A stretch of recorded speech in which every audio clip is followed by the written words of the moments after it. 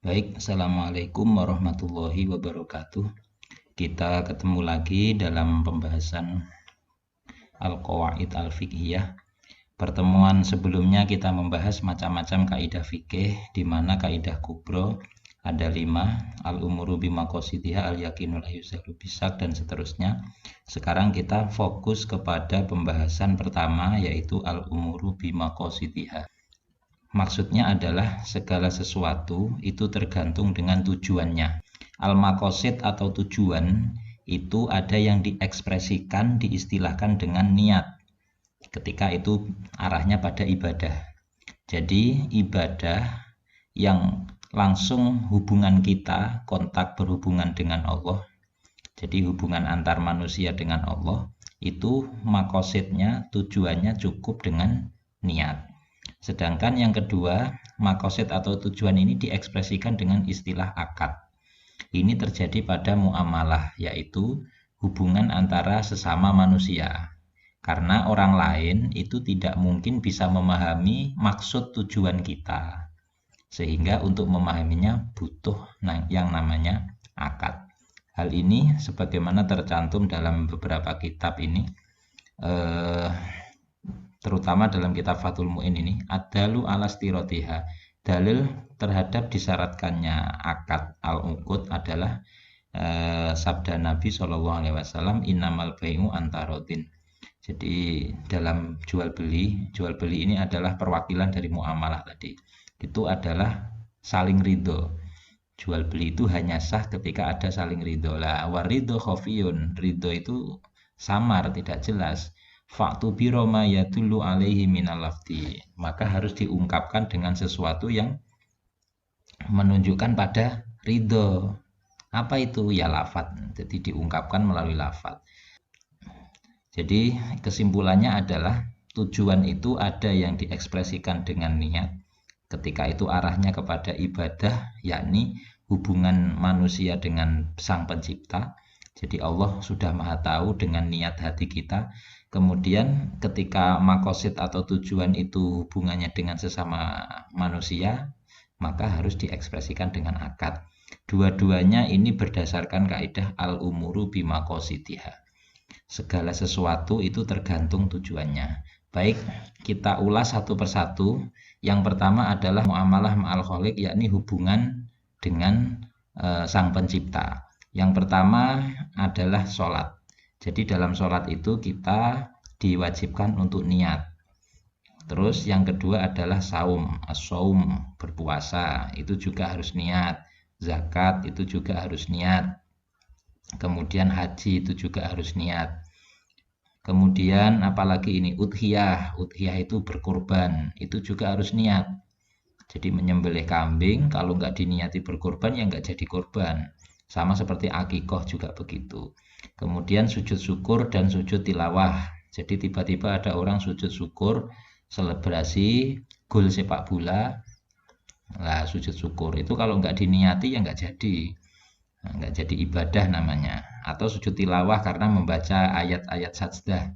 Kemudian nadar dan wakaf. Nah ini, nadar dan wakaf itu memang secara substansi adalah komitmen kita kepada Sang Pencipta. Seperti nadar. Nadar itu adalah komitmen kita berjanji untuk melakukan sesuatu demi Allah. Dan wakaf juga begitu. Wakaf itu adalah komitmen mensedekahkan atau istilahnya memberikan hak kepemilikan wakaf langsung, kepemilikannya statusnya milik Allah. Meskipun nanti pemanfaatannya ya siapa yang diwakofi. Kemudian niat riddah, niatur riddah itu niat murtad.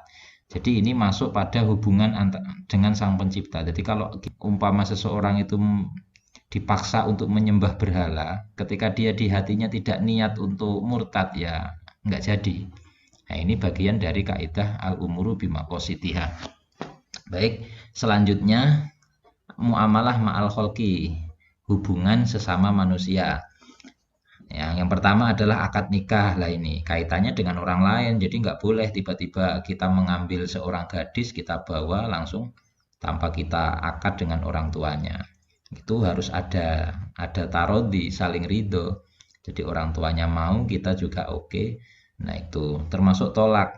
Tolak itu ya harus diungkap. Jadi kalau tolak di hati itu nggak boleh. Meskipun ada istilah ya al-umuru bimaqasidiha. Segala sesuatu tergantung tujuannya.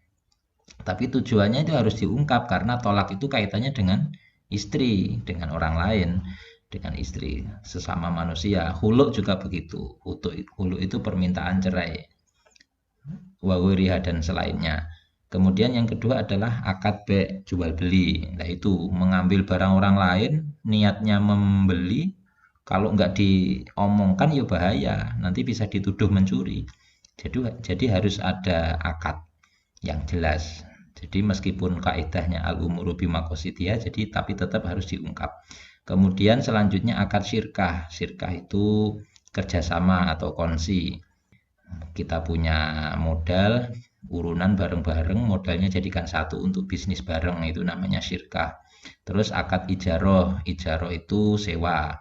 Itu juga harus pakai akad, nggak boleh dibatin di hati. Terus akad mudorobah. Mudorobah itu tanam modal, nanti hasilnya bagi hasil. Kemudian akad wadiah. Wadiah itu titipan, jadi menitipkan motor atau menitipkan uang di bank, wadiah. Dan ariyah. Ariyah itu pinjem. Terus akad kordu. Kordu itu hutang. Bedanya kordu dengan ariyah, kalau kordu hutang, ariyah pinjem. Kalau pinjem itu yang dikembalikan barang yang dipinjem. Tapi kalau kordu hutang, yang dikembalikan nanti barang lain. Dan rohen. Rohen itu gadai, jaminan. Nah itu semuanya juga perlu akad. Karena hubungannya dengan sesama manusia. Jadi kalau hanya di batin, di hati, diniati tok, nggak jadi. Kemudian akad hibah. Kemudian sodako, hadiah, riswah. Lah ini riswah itu definisinya adalah kita membayar orang untuk meloloskan keinginan kita yang semestinya tidak lolos. Nah itu namanya riswah. Kalau layak, kita punya kelayakan untuk bisa lolos, itu nanti bukan riswah, tapi yang menerima tetap haram. Jadi ada dua, sesuatu yang berhubungan dengan sang pencipta, dan yang kedua sesuatu yang muamalah ma'al kholqi, berhubungan sesama manusia. Ini dua-duanya terkumpul dalam kaidah al-umuru bimaqasidiha. Segala sesuatu tergantung tujuannya. Yaitu tadi, kalau tujuannya itu beribadah kepada Allah ya cukup pakai niat. Kalau muamalah ma'al kholqi, sesama manusia, ya pakai akad. Kemudian apa dasar hukumnya? Jadi kaidah al-umuru bimaqasidiha ini oleh ulama dicetuskan berdasarkan hadis Nabi innamal a'malu binniyat. Hanya innama itu hanya, segala amal itu hanya sah sebab niat. Itu tadi, niat itu adalah tujuan hati. Baik, kita lanjut. Apa itu niat? Definisi. Niat adalah tujuan hati yang bersamaan dengan tindakan. Jadi kalau kita mau ke pasar, namanya niat itu adalah ketika kita sudah berjalan menuju ke pasar. Kalau masih belum berjalan, masih di rumah, punya tujuan ke pasar, itu namanya azm. Nah itu bedanya. Kemudian tujuan. Tujuan mengapa perlu niat? Tujuannya untuk membedakan ibadah dengan tradisi atau ibadah lainnya. Seperti mandi wajib, mandi jinabat tidak diniati, ya jadinya ya mandi biasa, mandi tradisi sehari-hari. Nah itu makanya butuh niat, jadi itu tujuan niat. Atau untuk membedakan antar ibadah satu dengan yang lain.